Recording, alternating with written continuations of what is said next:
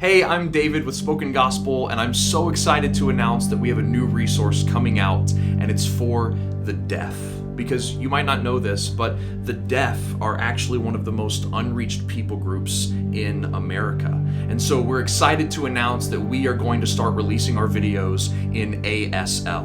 And we are only going to be able to do that because of the wonderful partnership we have with Silent Friends Chapel and Deaf Millennial Project. And two of their representatives were kind enough to film a video for us talking about why they are so excited to bring Spoken Gospel into the ASL language. So I invite you to listen to these two guys, our friends Brandon and Micah, talk about their heart for Spoken Gospel, their heart for the deaf. We have made closed captions for you, so just click the CC button if you don't speak ASL so you can follow along. But we're excited to make this announcement to you and enjoy this message from Micah and